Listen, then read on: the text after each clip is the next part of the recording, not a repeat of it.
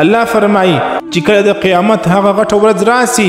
یوم یتذکر الانسان ما سعى هغه ورځ به انسان ته خپل بد اعمالان ورته معلوم سي هغه ټول ګناهونه چې د کړي په دنیا کې د الله نه فرماني کړي وي د قران خلاف ژوند کړي وي د رسول الله صلی الله علیه وسلم د تعلیماتو خلاف ژوند کړي وي دا ټول به د مخې تراسي نو د پښیمانه سي پر د ټول بد اعمالانو باندې پر د ټولو ګناهونو باندې بیا خو هغه وخت به دا پښیمانی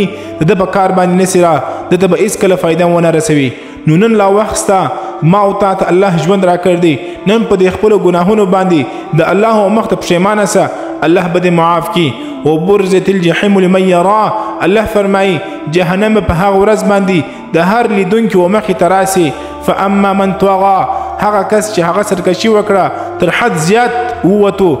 ټول ژوند د الله د احکاماتو خلاف روان دی نو د هغه کس لپاره الله څه فرمایي واثر الحیات الدنیا د دنیا ژوند کې دی بېهوش وو د دنیا په ژوند کې دی مشغوله وو د دنیا په ژوند کې نه علاوه نه د قرآن ته وخت ورکوي نه د دین او تعلیم ته وخت ورکوي او نه د خپل اعمال لپاره د خپل آخرت لپاره تیاری کوله نه د خپل قبر لپاره تیاری کوله فإن الجحیم هي المأوى الله فرمایي د دغه کس ټکانه به جهنم وي هغه کس چې هغه د دنیا ژوند ته بس ژوند وایي او دا وایي چې بس ژوند د دنیا دی بس مزې کوه او چې څه دی کول هغه کوه د قرآن او د دې احکاماتو خلاف ژوند کوه نو دغه کس لپاره الله فرمایي چې فإن الجحیم هي المأوى جهنم به د دې کس ټکانه وي جهنم به د دې کس کور وي جهنم به د دې کس چې دی هغه ځای وي